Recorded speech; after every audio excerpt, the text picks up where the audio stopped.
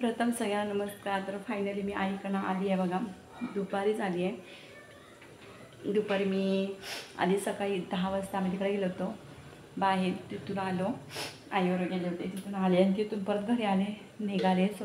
थोडंसं भात वरण भात खाल्लं, कोबीची भाजी होती ते खाल्ली. आणि आई म्हणली की घरी जाऊन कधी जेवण बनवलं, उशीर होईल गाडी वगैरे भेटेपर्यंत. परत स्टॉपला आल्यानंतर 11:30ची बस मिळाली.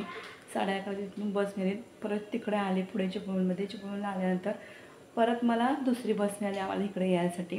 त्या बसने आलो. इथे 1 वाजला यायला आम्हाला.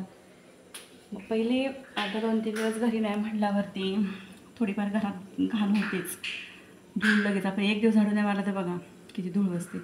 तर 2-3 दिवस घरी नाही म्हटल्यावरती खूप घाण झाली होती, धूळ बसलेली. मग पहिले कपडे हे केले, ठेवले बॅग बाजूला आणि म्हटलं चला पहिली झाडू मारल्यानंतर फरशी पुसून घेतली.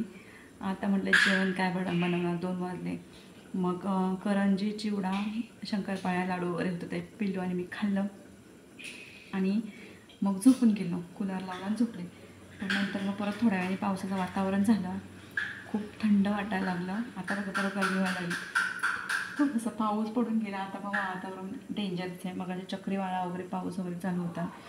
मग उठलो आम्ही 5 वाजता, 4:30लाच उठले आणि तिथून मग पिलूचं तोंड हातपाय धुतलं, झाडू मारून घेतलं परत आणि तिला परत करंजी चिवडा वगैरे दिला. तिला पाहिजे करंजी चिवडा ते म्हटली मम्मा. मग मी पण थोडंसं खाल्लं आणि आता म्हटलं काय करावं, तर चला मग संभव नाही पण मला एवढं करमतच नाही, कारण की तो असला की थोडीफार मस्ती इकडे असते. मस्ती केल्यावर पण कंटाळा येतो आणि आता तो नाही आहे म्हटलं, आम्ही दोघीच आहोत. ही एकदम शांत असते, एकटी आहे म्हणून एकाला एक असल्यावर खूप मस्ती चालू असते.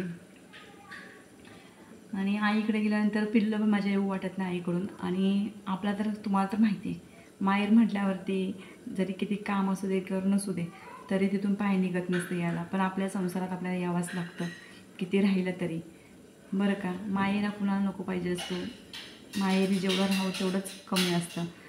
पण किती राहिलं तरी आज नाही उद्या आपल्या संसारात आपल्याला यावंच लागतं. माहेर काय आपल्याला आयुष्य पुरत नाही आहे.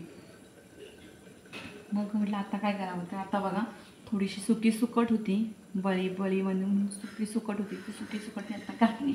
आता म्हटलं थोडंसं भातच करणार, भाकरी वगैरे करणार नाही आहे. मला पण लई कंटाळा येतो, संभव असताना काय करू वाटतं सगळं काय नाही घातलं. आणि तो नाही म्हणून मला काय करू बघा, थोडीशी भाजी घातली आहे, बघू शकता सुकट घातली होती सुकी. आणि मेन म्हणजे मी वाटप करत नाही बरं का, कोणत्याही मला वाटप करत नाही. वाटप का करत नाही, तर वाटपमुळं आपण जे कांदा खोबरा वापरतो, लसूण वगैरे, त्याच्याने ना पित्ताचा ज्याला कोणाला त्रास असेल, ज्यांना कोणाला पित्ताचा त्रास असेल त्याने ते कांदा लसूण मसाला असे जे करतात, मसाला तयार करतात भाजलेला, तो खाऊच नाही. मेन म्हणजे आपण किती तेलात अगोदर भाजून घेतलं असतं तरी पण त्याच्याने पित्ताचा खूप भयंकर त्रास होतो. मी जर तसं जेवण केलं, कधीतरी स्वयंपाक केला की चिकन वगैरे मटण वगैरे असं आपण त्याच्यासाठी बनवतो सुकं खोबरं कांदा वगैरे तेलापासून भाजून वगैरे. पण मी खाल्लं ना की उसला जळजळतो, बापरे, भयंकर त्रास होतो माहिती आहे का. पण माझ्यावरूनच मी सांगते म्हणून मी करतच नाही. पहिली गोष्ट म्हणजे तुम्ही बघा आणि तसं खाऊ नका, तुम्हाला पण बघा किती फरक जाणवेल. कारण की जे आपण असं खातो ना त्याच्यामुळे खूप त्रास होते. मसाले पदार्थ आणि तेलकट. आता माझं पण दिवाळीमध्ये मी लयच तेलकट पदार्थ खाण्यात आले आहेत, कारण की कसं तळलेले पदार्थ. आता आईकडे गेल्यावरती आलूवड्या हे ते चालूच असं काहीतरी. आता मी आलूवडीची पानं पण आणले, तुम्हाला दाखवते आलूवडीची पानं किती आणले. हे बघा आलूवडीची पानं किती आणलेत बांधून, बघू शकतो. तुम्हाला आता दिसणार नाहीत, पण मी आता हे करून ठेवत असते आलूवड्याची पानं. आलूवड्या वाफवून ठेवल्या ना, बेसन वगैरे लावून वाफवून ठेवल्या की एक एक वडी असते ती तळायला, रोल असतो तो तळायला बरं पडतो. आणि दिवाळीचे पदार्थ तर खाण्यात येतातच, आपण किती आता वर्षात एकदाच खातो. तर म्हटलं आपण चला आता ते लाडू करंजा शंकरपाळ्या हे सगळ्या गोडच असतात, तर पण ते खाण्यात आले की ते कंट्रोल केला ते होत नाही कंट्रोल. तर तुम्ही पण सगळ्यांनी दिवाळीचा फराळ खाल्ला का नाही सांगा तुम्ही नक्कीच. कोणाला कंट्रोल होतं आहे पण मला तर झालंच नाही, मी कंट्रोल करत होते खाण्याचं.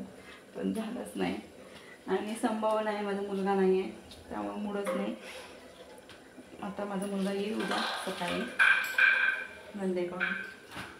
मागाशी दुपारीच फोन आलेला रस्त्याने येताना, आज पाठवणार आहे मी, उद्या पाठवणार आहे मी. उद्या त्याचा क्लास पण आहे, उद्या येईल. बघूया उद्या कितीचा क्लास आहे तो. तर चला बाय बाय.